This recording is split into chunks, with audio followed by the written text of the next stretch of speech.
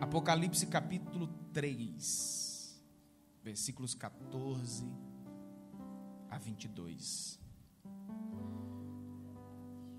Eu não sei se você me ama,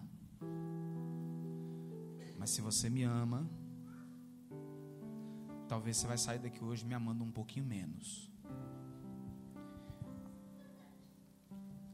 Já acertei com o Diogo para fazer a minha escolta na saída.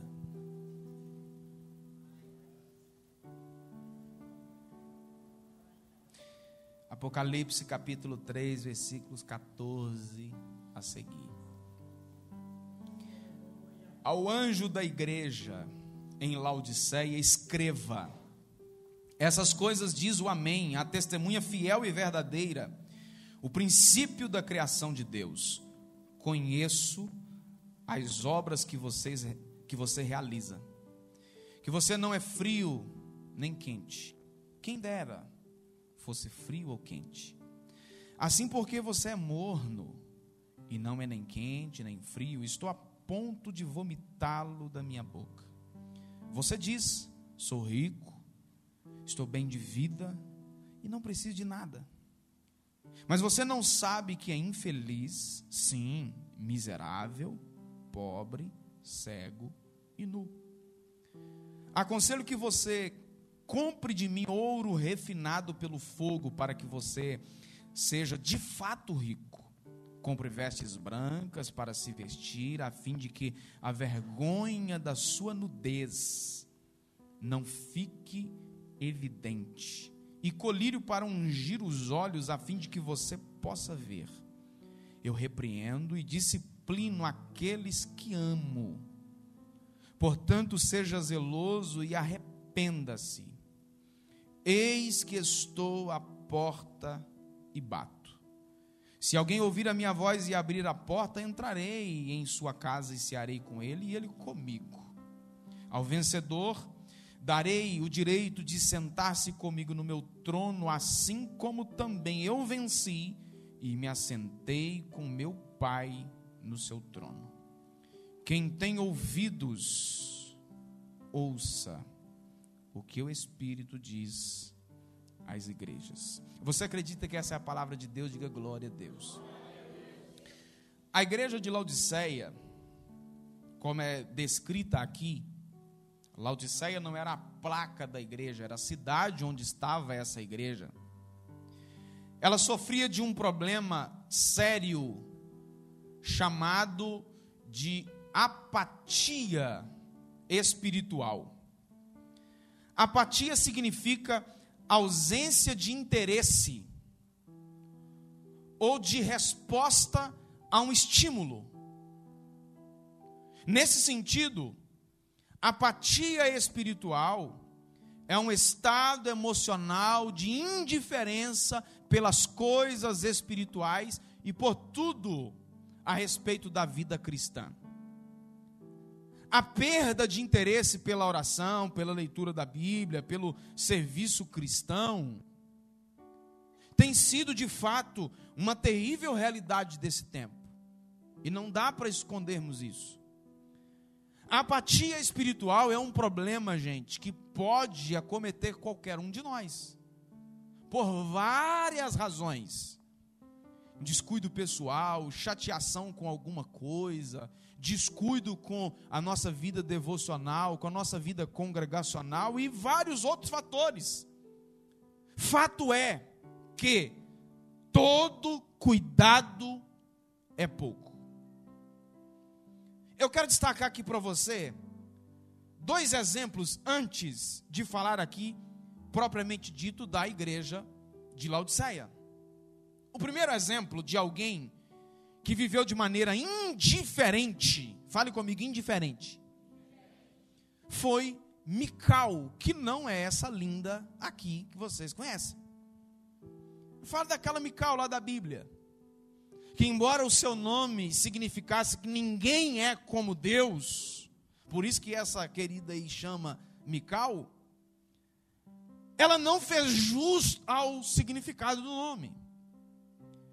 Quando você lê o texto de 2 Samuel capítulo 6, Nós temos lá um relato interessante de Davi trazendo de volta a Arca da Aliança para dentro de Jerusalém. A Arca da Aliança representava a presença de Deus. Depois de ter ficado perdida na mão dos inimigos por tantos anos, Davi se empenhou para trazer de volta a arca, que representava a presença de Deus. A arca era uma representação física, visível, da presença de Deus. E Davi trabalhou para que trouxesse a arca de volta. E quando isso aconteceu, houve uma grande festa em toda a nação, especialmente em Jerusalém. Ofertas e sacrifícios, alegria ao Senhor, a representação da presença de Deus estava de volta. Havia oferta de adoração em todas as casas, mas o texto diz que na casa de Davi, a sua própria esposa espiava, olhava de longe, totalmente fria e indiferente ao que estava acontecendo. Davi celebrava ao Senhor, Davi cantava ao Senhor com tanta alegria, a ponto de tirar as suas vestes reais e ficar com vestes simples de um cidadão comum, celebrando, dançando na presença de Deus. Mas Mical estava indiferente. O Senhor deu a ela o privilégio de ser filha do primeiro rei de Israel e esposa do segundo. Portanto, ela tinha motivos para honrar ao Senhor e servir ao Senhor com alegria. A arca estava de volta, a arca passou de frente à sua casa, de frente ao seu palácio, e todas aquelas celebrações, a música, as ofertas de sacrifício, e ela começou a enxergar, pensando que aquilo tudo era um desperdício, um ritual religioso sem graça. Ela foi apática, sem emoção, e até desrespeitosa. Como a indiferença ao molde dessa mulher aqui afeta tantas pessoas nesse tempo. É um estado de espírito daqueles que estão alheios às questões à sua volta. Esse aqui é o que pode ser chamado de sentimento de não pertencimento. Gente, você só se envolve, você só se compromete com aquilo que é importante para você, com aquilo que tem algum valor para você. E no nosso meio, e no nosso, que eu estou dizendo não especificamente aqui na nossa casa, mas no meio cristão de maneira em geral, o que há de gente com essa sensação de não pertencimento, tem muita gente assim. A graça, senhoras e senhores, é um presente maravilhoso de Jesus para nós. É de graça para mim, mas custou caro. Alguém pagou o preço, alguém deu a vida, alguém se entregou, alguém morreu, alguém derramou seu sangue. Portanto, é um descaso lidarmos com o maior presente de Deus para nós, sem emoção, desmotivados, apáticos, com frieza, com sonolência.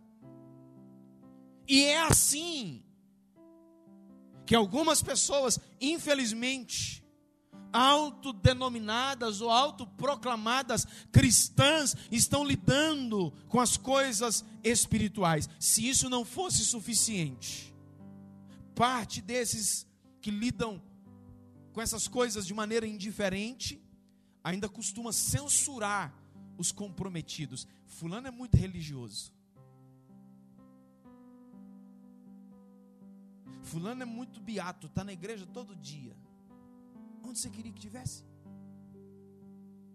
O salmista declarou: como eu amo a tua presença, como eu amo estar na sua casa. E num dia que ele foi impossibilitado de estar na casa de Deus, Ele começou a sentir, se é que existe isso, mas eu vou falar aqui, só para você entender. Ele começou a sentir uma inveja santa, até dos pardais e das andorinhas que faziam um ninho perto do altar do Senhor. E ele falou: como eu queria estar lá e eu não posso. Eu preferia estar na casa de Deus. Aliás, eu preferia estar na porta da casa de Deus. Um dia na porta vale mais do que 1000 em outro lugar.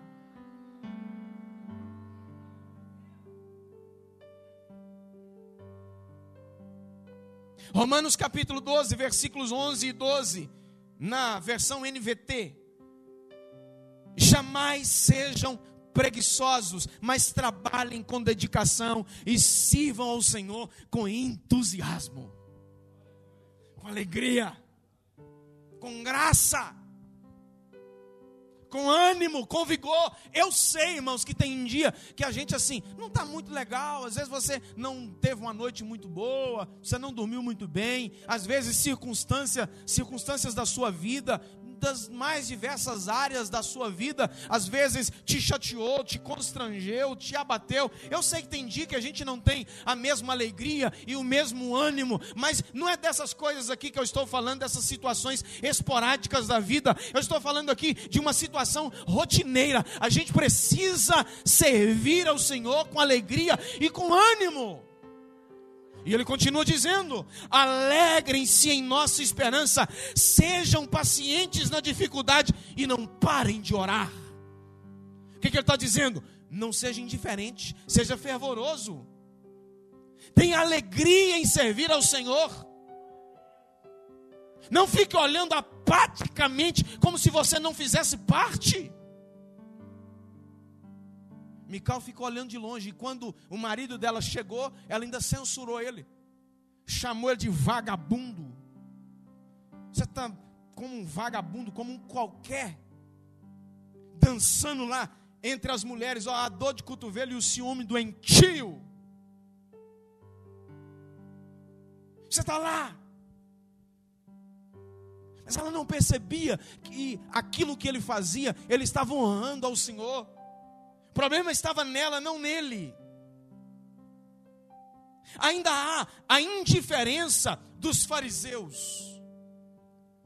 O capítulo 23 do Evangelho de Mateus é um capítulo inteiro dedicado às repreensões de Jesus, à hipocrisia dos fariseus, que era um grupo religioso que dava muito trabalho. Tanto é que assim, fariseu, se você chama alguém de fariseu, você está chamando ele de falso, de hipócrita. Porque é essa conotação que ficou.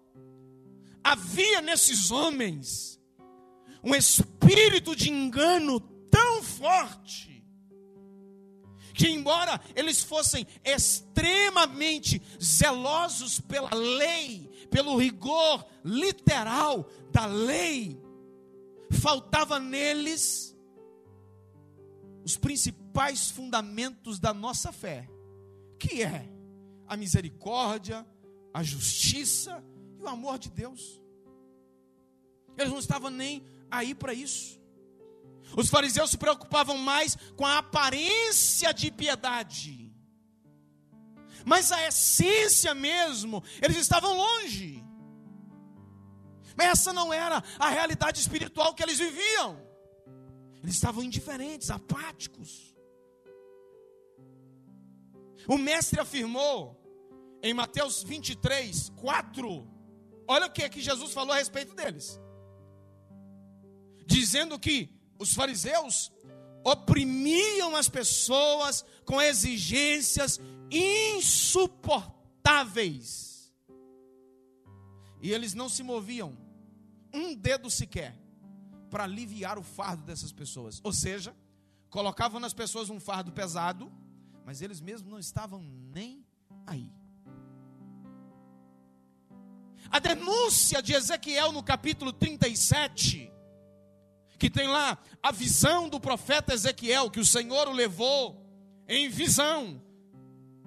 Não era um vale real, físico, mas lá era uma visão. O Senhor levou Ezequiel em uma visão, em um vale. essa visão que Ezequiel teve no capítulo 37 cabe perfeitamente ao estilo de vida que os fariseus levavam. Nessa visão, o profeta profetizou a um vale cheio de ossos secos, daquilo que teria sido um dia um exército. Aquele vale estava cheio dos restos de um exército tombado, morto, apático. Tem até um provérbio popular que diz o seguinte: chutar cachorro morto é fácil. Tem ou não tem? Isso significa o quê? Que depois que o cachorro está morto, você não corre risco mais dele te morder, porque ele não tem nenhuma reação. Ele não faz nada contra você. Depois que morreu, meu filho, está inerte. Não mexe, porque não há vida, não há disposição para nada, a não ser uma ação poderosa de Deus. Aí, lá no próprio texto de Ezequiel 37, o Senhor falou ao profeta: diga à casa de Israel que a nação está como esse vale. A nação está morta. Aí Jesus continuou falando dos fariseus no capítulo 23 de Mateus, e o versículo 27, ele disse: ai de vocês, escribas e fariseus hipócritas, porque vocês são semelhantes aos sepulcros pintados de branco, que por fora se mostram belos, mas interiormente estão cheios de ossos de mortos e toda podridão. Jesus estava denunciando a aparência de piedade religiosa, mas a indiferença deles, porque a casca não refletia o interior. Assim como os fariseus, sim, não se iluda. Na atualidade, pessoas que se declaram evangélicas não praticantes. Gente, imagina Jesus vendo tamanha indiferença. Evangélico não praticante.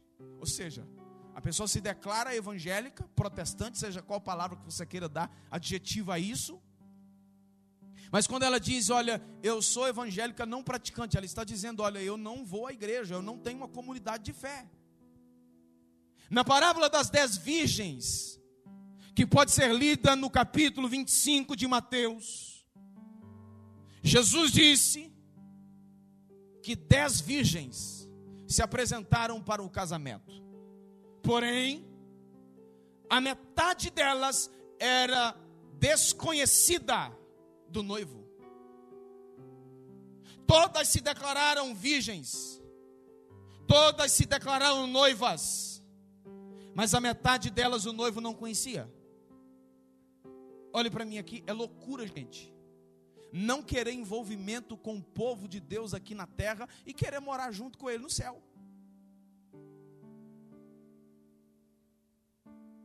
O Senhor está nos chamando aqui para uma vida mais perto. Eu não quero aqui ser místico, feiticeiro ou qualquer outra coisa que você queira adjetivar aí. Não há poder nessas paredes, mas há um poder aqui dentro quando nós estamos reunidos aqui. Não há poder no ambiente físico, mas quando o corpo de Cristo, que é a igreja, se reúne nesse lugar, a manifestação da presença de Jesus. Ele declarou que onde estiver 2 ou 3 reunidos em seu nome, Ele está presente.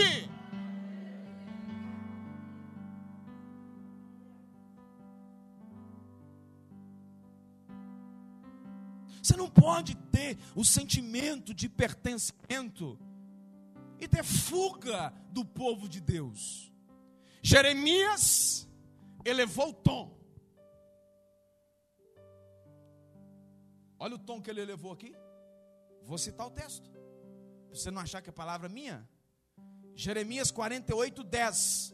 Maldito aquele que fizer a obra do Senhor relaxadamente. Maldito aquele que retém a sua espada do sangue. O cenário aqui, a linguagem é de um cenário de guerra. O que você acha que mudou?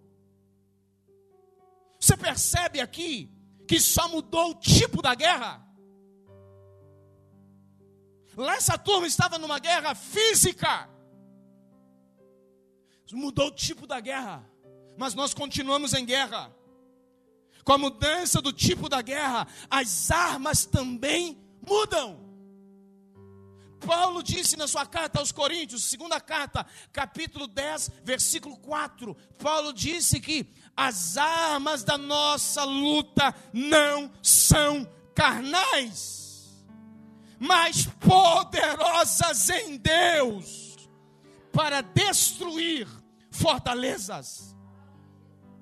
Quando você lê Efésios capítulo de número 6, Paulo falou a respeito da batalha espiritual, Paulo falando das armaduras de Deus, e ele disse lá, olha, nós estamos lutando com uma coisa que não é feita de carne e osso. Portanto, lutar no mundo espiritual requer de nós armas espirituais. Você vai ficar aí fingindo que não está acontecendo nada? É por isso de vez em quando Satanás arma algumas ciladas para alguns de nós, e tem gente que cai igual um trouxa, porque não percebe a guerra que está. Sabe? É por isso que você chega num ambiente, alguns de nós chegam num ambiente como esse, onde nós cantamos e celebramos com alegria, e alguém olha e fala assim, gente, eu não estou sentindo nada. A presença de Deus, meu filho, não é um apagador de luz que você aperta, tem luz, você aperta do outro lado, a luz apaga, que o negócio vai no automático. Não, você precisa ter um histórico.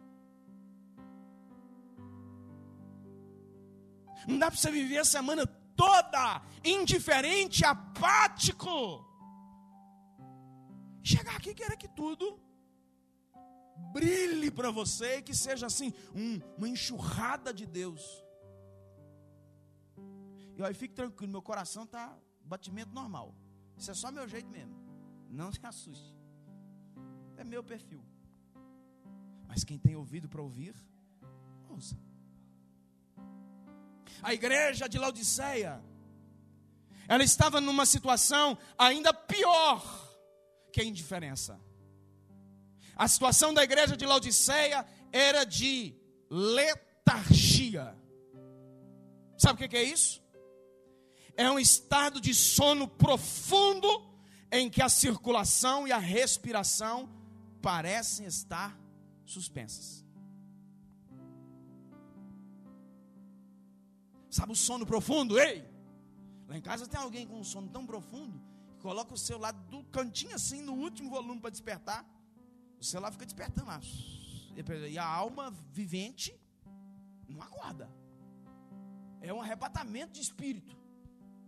O mundo pode cair, meu filho. Amém? Não.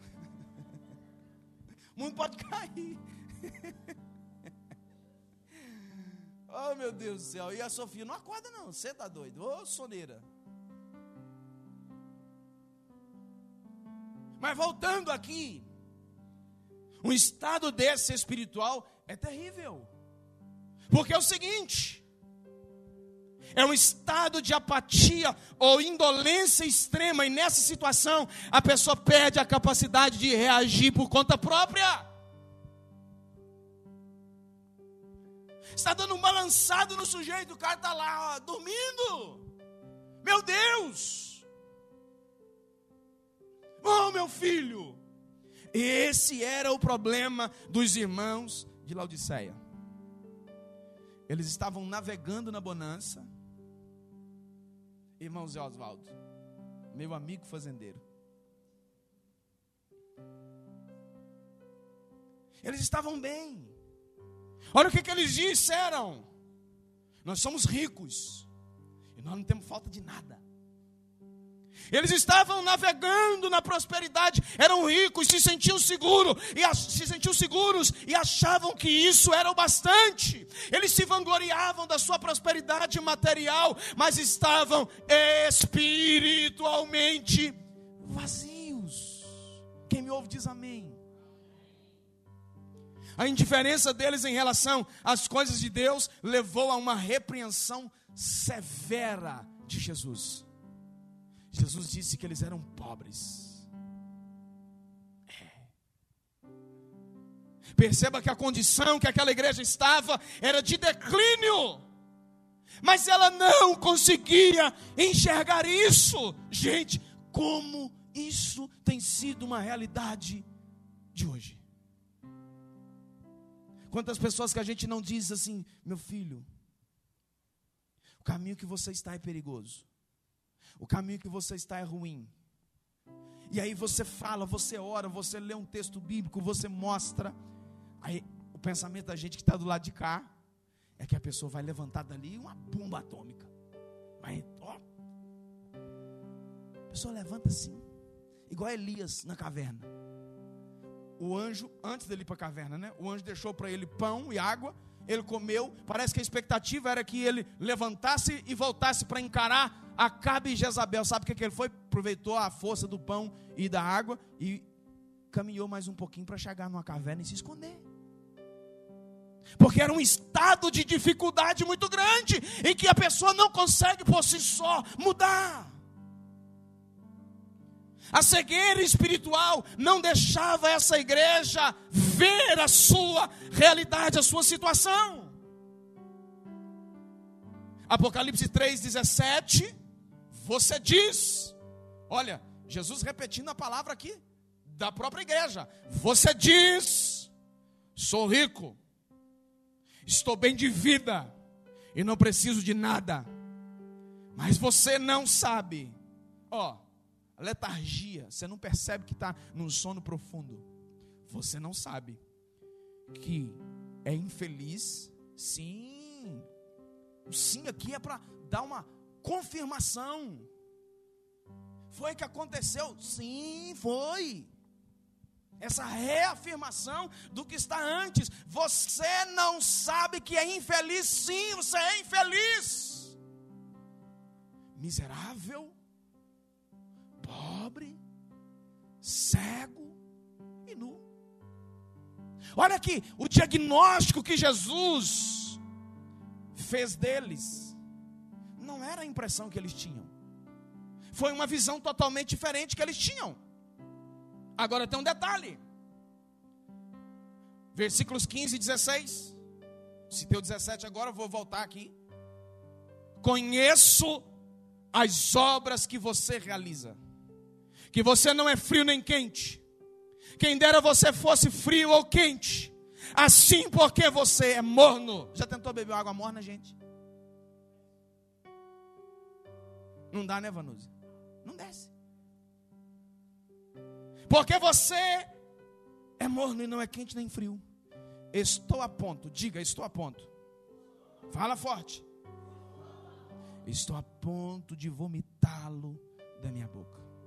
Duas coisas aqui merecem destaque. A primeira, conheço as suas obras. Ô meu filho, não dá para esconder de Deus. Dá para esconder um do outro, de gente. Você esconde de mim, esconde do marido, esconde da esposa, esconde do filho, esconde da sociedade. Mas Jesus disse, conheço o que você faz.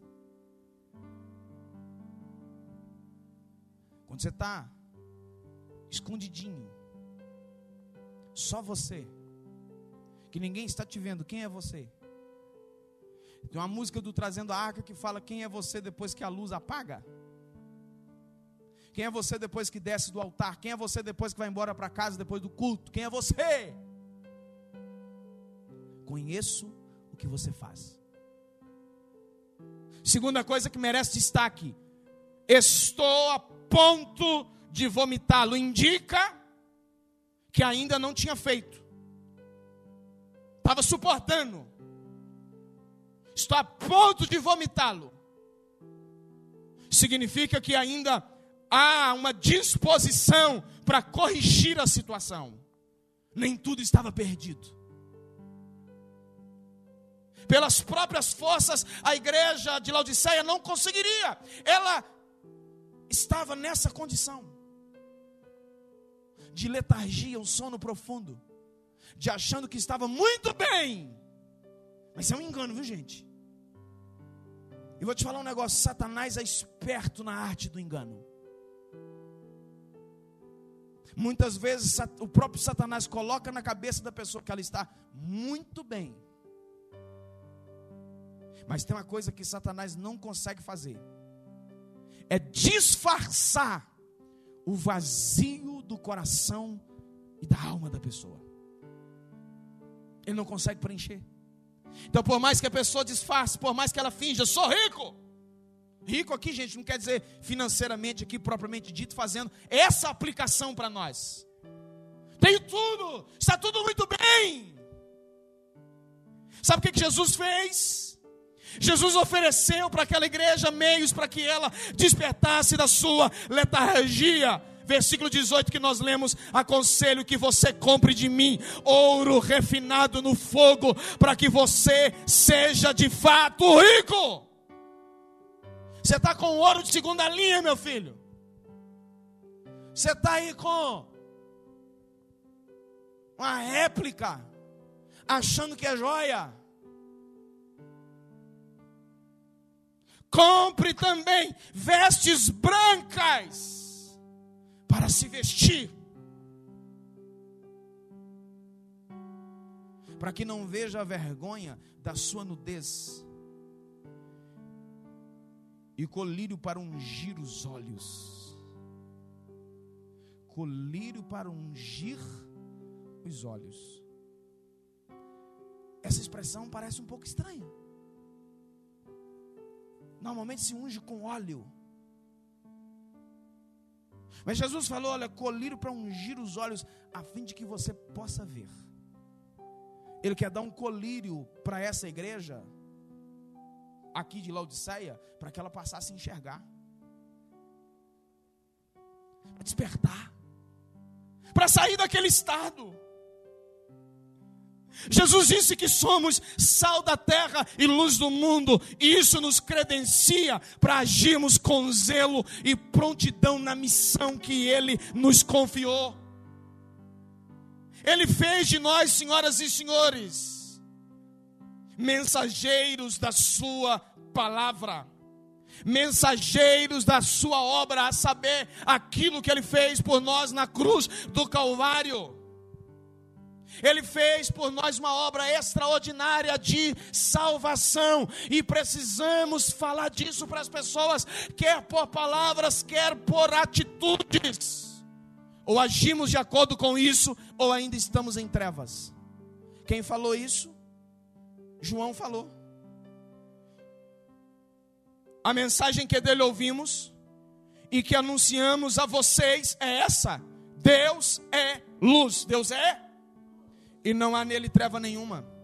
Se dissermos que mantemos comunhão com Ele e andamos nas trevas, mentimos e não praticamos a verdade. Se andarmos na luz como Ele na luz está, mantemos comunhão uns com os outros, e o sangue de Jesus os purifica de todo pecado. O resumo da ópera aqui, gente: não dá para viver na luz e fazer obras de quem está nas trevas. Ou você está na luz e pratica aquilo que é típico dos filhos da luz, ou então, se o que você pratica são obras de gente que está nas trevas, significa que você está nas trevas. O Senhor nos chama para a luz nessa noite.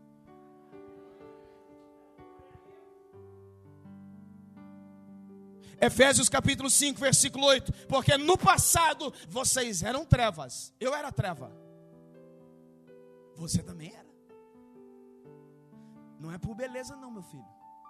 Se fosse por beleza, eu estava enrolado.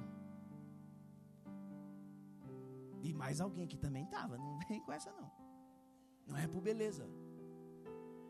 É pela graça dele na nossa vida. No passado vocês eram trevas, mas agora vocês são luz no Senhor. Portanto, vivam como filhos da luz. Qual reino você pertence? O reino da luz ou o reino das trevas? Qual reino você faz parte? O reino da luz ou o reino das trevas? Jesus disse que pelo fruto se conhece a árvore. Você não pode ser uma árvore boa e produzir frutos ruins. Você não produz frutos bons se você for árvore má. Apertou demais, mas é um remedinho que vai sarar você e a mim também, porque antes de pregar para você, meu filho, isso aqui corta em mim. Na hora que eu estou preparando essas coisas, o Espírito Santo fala: olha lá o que você vai ministrar para a igreja. Então você dá um jeito, você põe sua barba de molho, você endireita. Os personagens bíblicos que se destacaram no serviço de Deus foram pessoas fervorosas. Irmãos, e não tem negócio de idade não. Esse negócio de idade aí, porque eu já estou idoso, não sei o quê. Não, é porque está muito pequenininho. Não vem com essa não. Caleb estava lá no meio da sua terceira idade. Mas o texto bíblico diz que ele entrou na terra prometida animosamente, celebrando ao Senhor pela conquista que Deus estava dando para ele.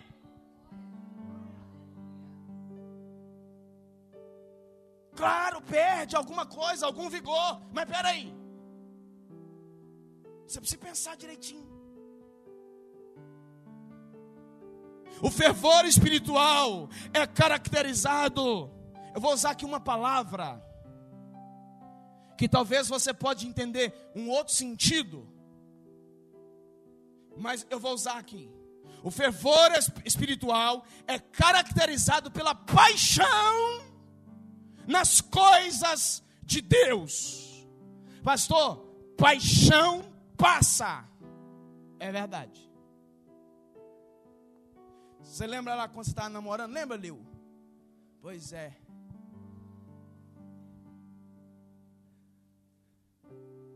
Quantas coisas, meu filho, o cara quando está apaixonado, ele pula de um prédio de 3 andares, se for preciso. Ele anda quilômetros a pé para ir ver a namorada. Meu filho, eu sei que é. É ou não é, Gilberto? Pronto, eu sei que é, gente. Tiago? Abre os olhos para você ver, não.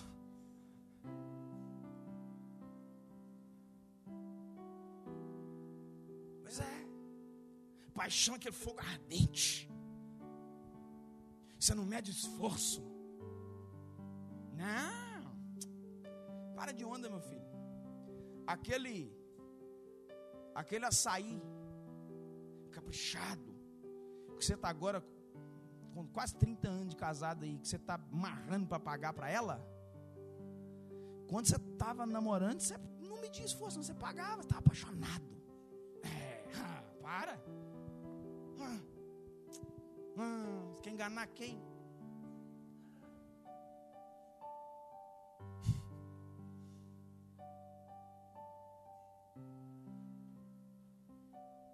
Está apaixonado, meu filho, o que está queimando dentro de você.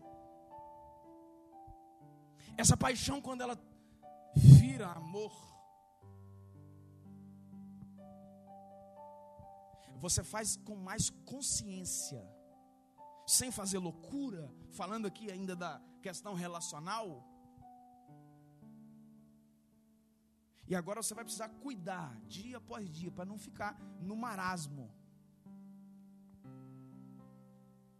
Que isso seja uma realidade na sua vida espiritual, que o fervor espiritual, caracterizado pela paixão nas coisas de Deus, a ponto de darem suas vidas em defesa daquilo que creem.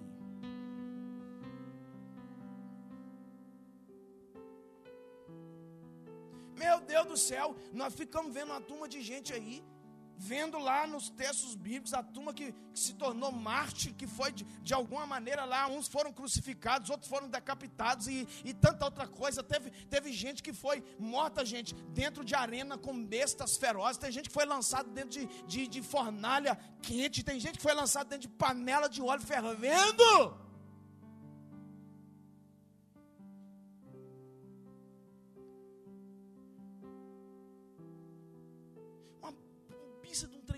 boba à toa. Já faz um bocado de gente hoje esfriar na fé. E você está querendo ser Marte? Não, meu filho, que calor de Deus pegue nossa alma de fato e que sejamos batizados com o fogo de Deus mesmo, para que a nossa alma seja incendiada e que toda a apatia e letargia espiritual seja retirada em nome de Jesus e possamos ter vigor espiritual, forças espirituais e graça de Deus. Que ainda que não sejamos levados ao matadouro como muitos foram, mas não sejamos incapazes diante do Senhor de poder fazer aquilo que desagrada ao Senhor muitas vezes. Para aquele que perdeu a intensidade, essa é a hora de mudar a realidade. Apocalipse 3, capítulo 4, versículo 5. Você abandonou o seu primeiro amor. Lembre-se, pois, de onde você caiu. Arrependa-se e volte à prática das primeiras obras. Como antídoto à apatia espiritual, devemos buscar a Deus, buscar ao Senhor, consagrar ao Senhor. Oração, leitura da palavra, Bíblia, meu filho, Bíblia, palavra de Deus. E isso vai fortalecer a nossa fé e a nossa paixão por Jesus. O que você está disposto a abrir mão por causa de Jesus? A igreja, como o corpo de Cristo, é essencial para renovar nossas forças. Um membro isolado não sobrevive. Nós precisamos criar vínculos genuínos em nossa comunidade de fé. Criar vínculo, gente. Isso é importante demais. Muito importante. Você está junto. Sabe? Aqui na igreja nós temos todos os domingos, depois da escola de discípulos, um café aqui. Hoje nós comemos um bolo um pão, né? Pão da Vanúzia. Pãozinho da Vanúzia. Tem aqui um tempo de comunhão aqui, ó. A gente bate um papo, a gente brinca, ri. Aqui está tendo uma turma aqui que fica batendo papo na porta da igreja 30 minutos depois do culto.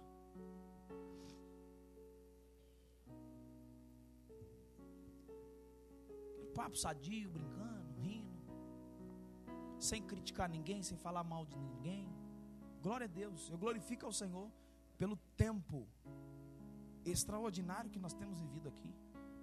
Pastor, mas então, e essa palavra aí? É um antídoto, meu filho, é uma vacina para você. Há alguns de nós no nosso meio que precisam melhorar. Tem alguns de nós que ainda estão dormindo. Gente, tem alguns de nós ainda dormindo. Vou acordar, meu filho. É urgente buscarmos avivamento pessoal e coletivo, pois isso vai nos gerar comprometimento. Eu termino dizendo aqui, citando a palavra de Paulo, Efésios capítulo 5, versículo 14: desperte você que está dormindo. Ei, você que está dormindo! Desperta! Levanta, meu filho. Hora de acordar. Desperta você que está dormindo. Levante-se dentre os mortos e Cristo te iluminará. Portanto, tenham cuidado com a maneira como vocês vivem. E vivam não como os tolos, mas como sábios, aproveitando o tempo, porque os dias são maus. Fique de pé. Busque o Espírito Santo para que sua vida seja santa. Para que você seja cheio de Deus.